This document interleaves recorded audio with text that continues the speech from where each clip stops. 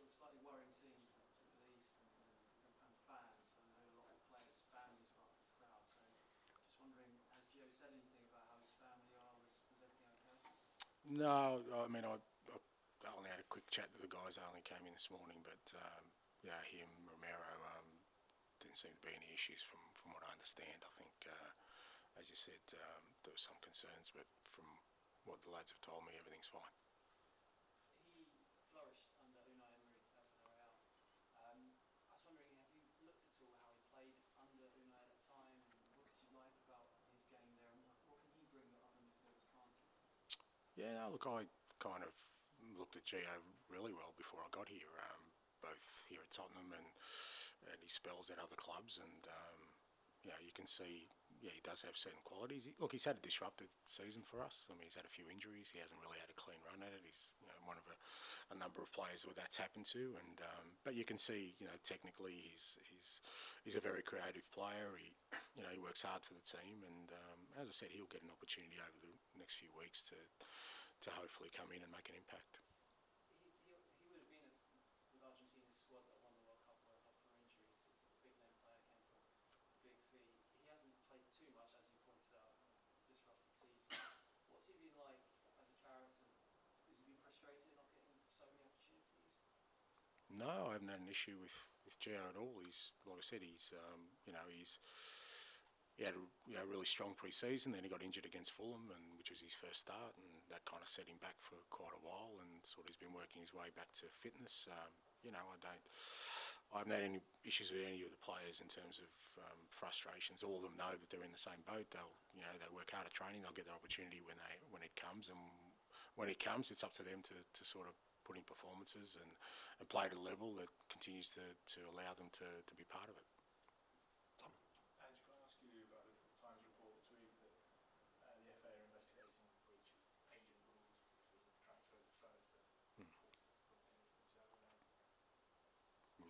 And what, 2008, you know, in 2008 I think, maybe coaching Brisbane Roar, mate, so fair to say I wasn't around, and really, if you think that that's kind of coming across my desk, I think people are keeping a fair bit away from me at the moment because of what's really important, and that is, you know, we've got a big game on Sunday that, you know, obviously with issues we've got around the team tomorrow, that's where my focus is. I understand that, but with the person you obviously get to speak to in press conferences, so we have to put these questions to you, but we don't get and I think I've just answered it. That it's just not across my desk, mate.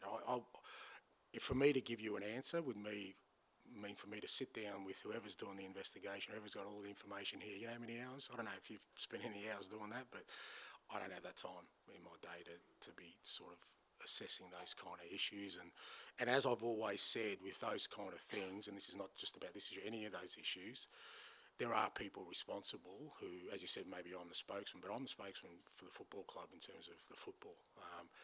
I would hate it absolutely if you got a lawyer out here and he started talking about what formation we're going to play on the weekend, so I'll just keep my mouth shut with those things, not because of any other reason. That, like I said, I respect the space that other people are in and I'm in.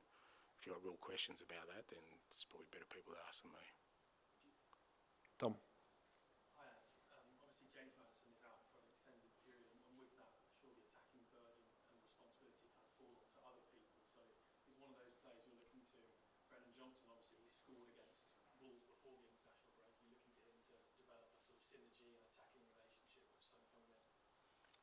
Yeah, but I think that's the case irrespective of whether, you know, Matters was here or not. I mean, that's why we brought Brendan to the club. You know, we really think he's got some really great attributes to become a real sort of, you know, attacking sort of avenue for us. Like I said, he scored last week. Again, he's had a bit of a disrupted sort of introduction to life here. He's had a couple of injuries that have set him back, and but you know, he's healthy now, which is great, and.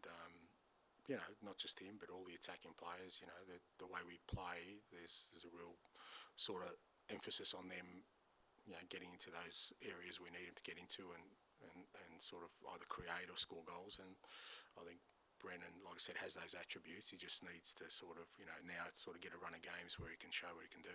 Yeah, he's one of the key reasons why he was brought to the club and why you could call him now, sort of that he can provide and be a regular goal scorer, sort of both Yeah, that's right. Yeah, so like I said, we were kind of looking for an extra sort of attacking sort of player who can play wide, can play centrally as well. He's shown that with Wales during the week, so I think that gives us some good options in those areas.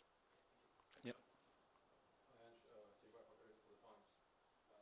You've conceded 7 goals out of your total 17 after the 90-minute mark. Do you think there was a positive correlation between your team's high demand and style of play and your decreasing energy levels towards the end of games? And if yes, do you think it will be settled as your time goes with the club? Yeah, I mean, I think we've scored a fair few after 90, so the ledger's pretty even, I think. So, no, I don't think that's, I think there's been circumstances. I mean, if we conceded, 2 against Tottenham, against Chelsea, but we were down to 9 men, so there's a fair correlation there. And, the last game we didn't play well. We didn't deserve to win that game. Even if we had won it, I wasn't happy with the way we played. That was more of an issue for me than the fact that we conceded late. We just didn't. It was probably the first game this year where we just didn't look like the team I want us to be. And some of that's understandable because obviously after the Chelsea game we had to change a fair bit of the team and there's guys coming in who hadn't played for quite a while. We scored early and we kind of went into our shells a little bit, I thought. And analysing the game, like I said, walked away, disappointed we lost, obviously, and particularly in the way we did, because like I said, after 90 minutes we were still ahead, but I didn't like the way the team looked. That was more important for me. That's the stuff we need to sort of address moving forward. John. With Lo Celso, it's quite unusual for somebody to be a regular for the World Cup holders, but not regular for his club yet. Is this his time to shine? Yeah, look, I mean, like I said, whether it's him or anyone else, they're here, they'll get an opportunity, and I think that's all you can do. That's all you can offer. I mean, I don't think his national team form really, is a direct correlation to here, just like anybody else's. It's, they'll get an opportunity. Gio will get an opportunity. Others will get an opportunity, particularly over the next few weeks, because, like I said, we're down on numbers. We've got a fair few games between now, and sort of the new year, where we won't get anyone really back of significance in that time, apart from probably Romero, who'll be available after the City game. So, Gio and the other guys will get that opportunity. It looks to an outsider that he would be the sort of player who might be moved on in January, either because he's not getting the game time he wants to go, or he's a fringe player, so you might as well get rid of him. Has Maddison's injury changed that picture? Was that an accurate picture anyway? No, because, like I said, I guess from my perspective, I just, this is the time where I'm kind of get an opportunity to make all those assessments, because I think if you lump it all into one and sort of look at previous sort of exposure here at the club and lump it into this, well, then that's not really relevant to me. It's more about what I see from now on and how the players feel themselves about, playing the football that I want and whether they see themselves fitting into that. And also with Gio, like I said, he has had a couple of disruptions. I mean, like I said, he had a good pre-season. Fulham game was early in the year. I started him in that to give him an opportunity because I think he earned it. Then he has a setback. Then he's got to sort of work his way back into the team. But, I think with all of them, it's, as I said before, it's not, it hasn't happened by design, but I'm certainly going to get a good look at everyone. So there's no real reason why, if people sort of feel like they can make an impact, well, over the next period of time, I'm sure they'll get that opportunity. Did you have those conversations with him? You said about the style of playing and fitting in. Yeah, no, I mean, I've not with him specifically, apart from in pre-season where I spoke to most of the lads, but, there's constant feedback there about, how we play and where I see the guys sort of fitting in with that, and Gio's no different to that. And as I said, it's up to sort of all the players now to when they get their opportunity to show what they can do, whether that's starting or coming on, because sometimes when you're coming on for that last half hour, as we've seen with other players, you've got a real chance to make an impact and then sort of further your case for more game time. Neil, do you want to finish this off? Just ask, look, I don't know how well you know Henry, we've had dealings with him in the past, but what sort of admire about his style? Also, he's got a certain amount of guts coming back to the Premier League and